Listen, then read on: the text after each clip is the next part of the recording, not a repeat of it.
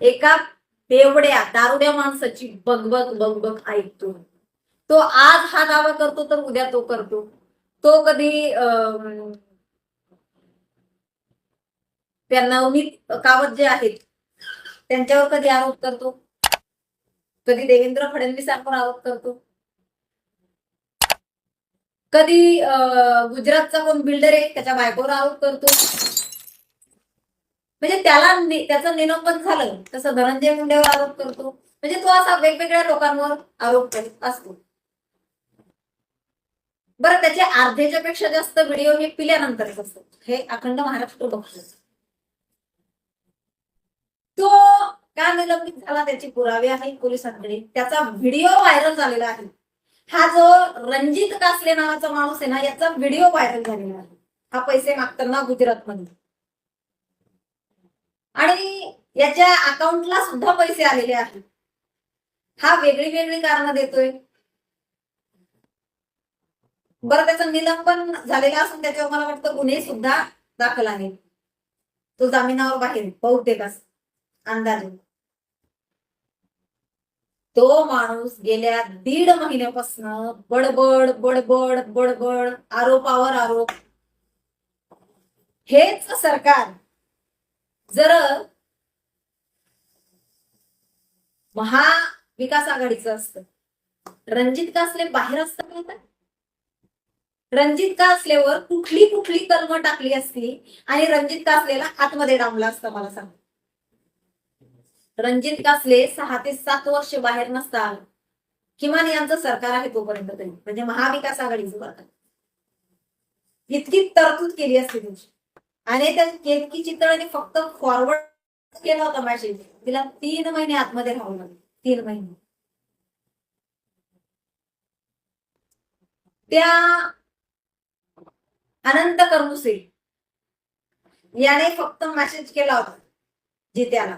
जित्याने त्याला उचलून नेऊन, त्यांचं सरकार असताना सांगतो तुम्हाला, त्याला बंगल्यावर उचलून नेऊन मरणोत्तर मारलं. आणि आज सकाळचं मीडियाने जे काही त्याला उचलून धरलंय, आजची त्याची बाईट काय आहे की मला वाल्मिक कराडच्या एन्काउंटरची सुद्धा. अरे तू काहीही बोलतो, मला सांगा, याला जर हे बोललेलं आहे तर मग याला 1.5 महिन्यानंतर काय आरोप करावा वाटतो? 1.5 महिन्यानंतर हा माणूस का आरोप करतोय? मग ह्याने तेव्हाच का केले नाही की वाल्मिक कराडच्या हा तर इतका बिंदास सगळं काही बोलतोय. मग वाल्मिक कराडच्या एन्काउंटरचं सुद्धा मला काम देण्यात आलं होतं, हे तो का नाही बोलला? तो काहीही बघतोय. कधी म्हणतो जिथं ईव्हीएम मशीन असतात तिथून मला हटवलं, कधी काय म्हणतो. त्याच्या तोंडात म्हणजे हे काय झालं माहिती का, हे शरद पवारांनी त्याला सोडलेले, त्यांनी तेच करता येते. ही पवार गँग जी आहे ना, यांनी 70 वर्षाचा जो पैसा लुटून ठेवलाय ना, तो कुठेतरी त्यांना त्यांचा पक्ष थोडाफार टिकवण्यासाठी ना हे असली चोर सोडावं लागणार. तो कुठलाही पुरावा नाही त्याच्या बोलण्याला, कुठलाच पुरावा नाही. आणि मीडियाने त्याला उचलून धरलंय. कुठलाच, तो आतापर्यंत जे काय बोलला ना, त्या कुठल्याच बोलण्याला त्याचे तथ्य नाही, कुठलाच त्याच्याकडे पुरावा नाही. तो फक्त बोलतोय. आणि मीडियाने त्याला इतकं उचलून धरलंय सकाळपासून. बरं, मीडियाचं जाऊ दे, म्हणजे खरंच मीडिया किती खालच्या थराला आली. खरंच वाईट वाटायला लागलं मीडियाचं, वाईट. कुठे चाललाय महाराष्ट्र आणि काय करतो? दारुड्या माणसांना तुम्ही प्रसिद्धी देताय, चुकीच्या बायकांना तुम्ही प्रसिद्धीच्या धोक्यात आणताय. मीडियावाले चुकीच्या माणसांना काय लावलं तुम्ही? काय लावलं सांगा ना मला.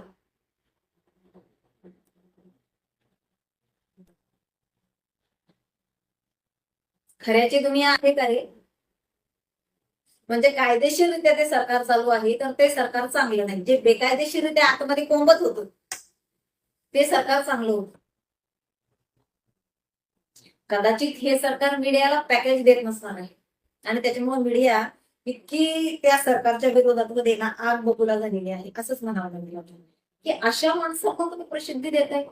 ते मुंबईतच चॅनल तर पूर्णपणे त्या शरद पवारांचं पूर्णपणे ते चॅनल शोधत असते कुठे फक्त असं सरकारच्या विरोधात कोण बोलतं की लगेचच तिथं निघलेच पळतच सुटलेच. ते मुंबईतचा काय विषयच नाही.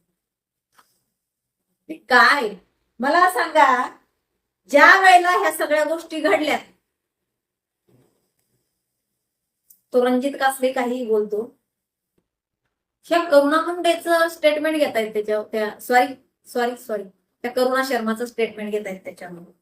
आणि ती काय म्हणते माहितीये का, जी करुणा शर्मा कालपर्यंत कोसत होती, करुणा शर्मा कालपर्यंत वाल्मिक कराडला कोसत होती, ती म्हणते असू शकतं खरं, कारण धनंजय मुंडेचे बघा कालपर्यंत काय म्हणत होती, माझा नवरा लय गरीब आहे, माझा नवरा हिरा आहे हिरा, या लोकांनी माझ्या नवऱ्याला बदनाम केलं, ही लोक माझ्या नवऱ्याला पोरी पुरवतात. जी बाई कालपर्यंत हे स्टेटमेंट होतं ना तिचं, ती बाई आज म्हणतीये धनंजय मुंडेचे सगळे कच्चे चिट्टे त्याच्याजवळ आहे, त्याच्यामुळे धनंजय मुंडेने करू शकतो असं. जी बाई बोलते माझा नवरा लय साधा म्हणून, ही बाई पण तशीच रणजित कासलेची बहीण त्याच्यासारखीच बेवडी, काही असं मैं क्यों बोलते हूँ ना असं करून ते काहीतरी बोल आणि मीडिया तिला उचलून. जी बाई ते अजिंक्य म्हणून कुणीतरी इंस्टाग्रामला आहे, त्याने व्हिडिओ बनवलेला आहे. तो व्हिडिओ मला कुणीतरी सेंड केला की ताई बघा म्हणजे या माणसाला किती, आणि एका जणांना फोनही करून सांगितलं. मी म्हटलं का बरं जे अजिंक्य दादा आहे ते का असं बोलताय, म्हणजे काय नेमका विषय काय त्यांचा. अरे त्या अजिंक्य दादांवर, ते अजिंक्य गर्जे म्हणून आहेत त्यांच्यावर या करुणा शर्माने माझ्या डोक्याला याने लावली असा गुन्हा दाखल केला होता, ज्याचं कुठंच काही प्रूफ नाही. त्या माणसाचे या बाईने त्याच्यावर पत्रकार परिषद घेतली, त्याच्यानंतर त्याची बायको त्याला सोडून गेली, त्याचा संसार उद्ध्वस्त केला या बाईने, काहीच कारण नाही बरं का. अरे तो बॉडीगार्डचं काम करत होता, मला कळलंय, महेश कोठारेचा बॉडीगार्ड होता, सोनाली कुलकर्णीचा बॉडीगार्ड होता, आणखी त्याने काहीतरी मला राजकीय नाव सांगितलं. या चांगल्या चांगल्या लोकांचा बॉडीगार्ड होता आणि धनंजय मुंडेंचा खंदा समर्थक होता, फक्त धनंजय मुंडेचा समर्थक म्हणून या बाईने अक्षरशः त्याचं आयुष्य बर्बाद केलं. बर्बाद केलंय त्या माणसाचं आयुष्य या बाईने. तो ज्याने मला सांगितलंय ना तो म्हटला अक्षरशः ताई म्हणजे त्याच्या बायको निघून गेली म्हणले, इतका इतका धिंगाणा केला त्याचा की विचारायला. काय मला सांगा किती विचित्रपणा आहे हा, कसं जगावं माणसाने. ही त्या अजिंक्य गर्जेवर हिने आरोप केलेला आहे, परत ते ठक्कर कोण आहे त्याच्यावर आरोप केलेला आहे, ही त्या याला घनवटला राज घनवटला धरून आवडतीये, ही लोक माझ्या नवऱ्याला पोरी पुरवतात. काय पुरावा आहे याचा मला सांगा. आणि मीडिया तिची बाईट घेते, अरे चांगल्या माणसांचं म्हणजे आयुष्य बर्बाद करणं लावलं त्या बाईनी, आणि मीडिया कुशल प्रसिद्धी देते त्याला. काय पुरावे आहे, तिला मीडियाने बोलावं ना की पुरावे दे. राज घनवटने तुझ्या नवऱ्याला पुरी पुरवल्या ना ते पुरावे. तो राज घनवट आहे ना चाकणचा आहे आमच्या, तुम्ही जा चाकणला आणि विचारा राज घनवट कोण आहे, कुणी ओळखणार नाही त्यांना. ते चाकणचे प्रॉपर लोक आहे, त्याचा बाप झालं तो झालं, ते लोक नाही हवे असलं म्हणजे फालतू गोष्टींमध्ये नाहीच आहे त्यांचं. त्यांचं ते बिझनेस पार्टनर असतील, ते असू शकतात. राजकारण्यांचे बिझनेस म्हणजे बिझनेस नाही करू शकत का राजकारणी लोकांसोबत. म्हणजे जी लोक आर्थिक दृष्ट्या धनंजय मुंडेला ज्या लोकांकडनं मदत होऊ शकते किंवा त्यांच्यासोबत पार्टनरशिप आहे, मग त्या लोकांनी कशी पार्टनरशिप काढायची धनंजय मुंडे सोबतची, म्हणजे त्याला कसा भिकारी करून ठेवायचा, हे सगळे कारनामे या बाईने लावले. अशाने कुठं कोणी पार्टनरशिप काढून घेईल का. किती वर्ष सोबत बिझनेस करत असणारे कोण तो ठक्कर आहे, त्या ठक्करवर तर या बाईने असा आरोप लावलेला आहे, मला सांगितलं एका जणांनी, बोलू नाही की ठक्करवर हिने आरोप केलेला आहे. किती काय म्हणावे बाईला, मला सांग काय म्हणावं, काय बोलावं हिला.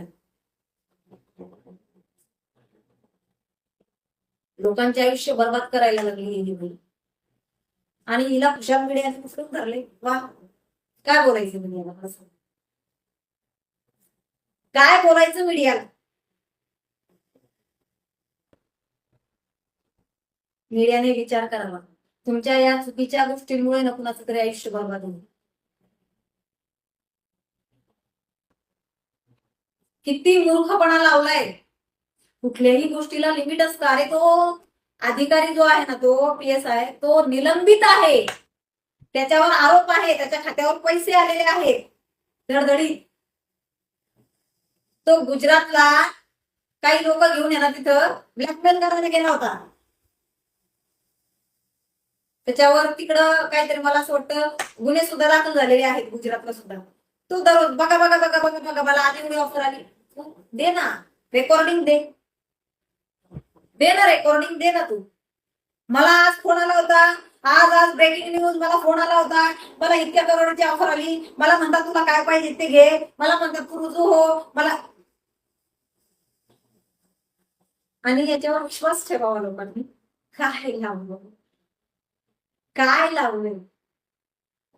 सर म्हणतात ना, आपण बघा एखादं बेवडं असेल आणि ते काय बरं असेल तर आपण ते बेवडंच आहे काय त्याच्यावर लक्ष द्यायचं. ते बेवड्याच्या नादी लागत असतात असं आपण म्हणतो ना.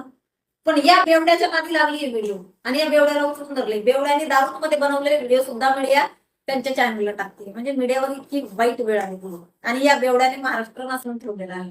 म्हणजे या सरकारला चांगलं काम करूच द्यायचं नाही. दररोज उठलं की काहीतरी सरकारवर चिकलफेक करायची. देवेंद्र फडणवीसने याला एन्काउंटरची सुपारी दिली होती. हा म्हणतोय मला त्यांनी सांगितलं तुझ्या पगाराच्या 100 पट 200 पट किती पाहिजे तुला सांग. हा म्हणतो माझा त्यांनी तुकाराम मुंडे गेला. तुकाराम मुंडेच्या नखाची पण सर नाही तुला. तुकाराम मुंडे खूप चांगला त्यांच्यासोबत तुझं नाव जोडतोय आहे देवड्या. तुकाराम मुंडे फार प्रामाणिक माणूस. अगदी ज्या ज्या ठिकाणी ते नोकरीला जातात ना, तिथं अक्षरशः लोक निष्पक्षरित्या सर्वसामान्य लोक त्यांच्यासाठी उभे राहतायत रोडवर. इतकं चांगलं काम आहे त्यांचं. कुठं तुकाराम मुंडेच्या लाईनीला जाऊन बसतो.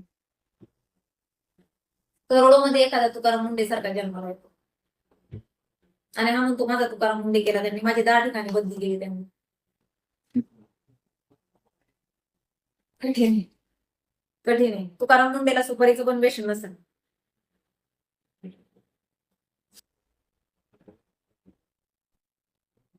इतका विचित्रपणा लावलाय, इतका.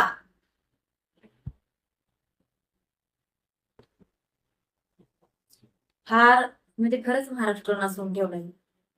या बाईने नासून ठेवलाय 2 महिन्यापासून. त्याच्या अगोदर 2 वर्षापासून त्या बावळट बेवड्याने, त्या चपटी किंगने, तो गाय छाप, त्याने नासून ठेवला होता. का हे शोधतायत, असे नमुने शोधतायत त्यांनी. कुणी भेटतंय का यांच्या विरोधात बरोबर शोधत असतात. फार भयंकर जे आहे ते. मला वाटतं महाराष्ट्रातली जनता जी आहे ती सुज्ञ आहे. महाराष्ट्रातल्या जनतेला सर्व काही माहिती आहे. त्यामुळं महाराष्ट्रातली जनता असल्या फेक गोष्टींवर विश्वास ठेवणार नाही. आणि मीडियावाल्यांनी पण थोडंसं आवर्त घ्यावं. हे असले बावळटपणा करू नये. आणि जी बाई फेकच आहे, जिला फक्त धनंजय मुंडेच्या विरोधात बोलण्यासाठी काहीतरी थोडं जरी असलं ना तरी लगेच उडी घेते, काय हरकत नाही.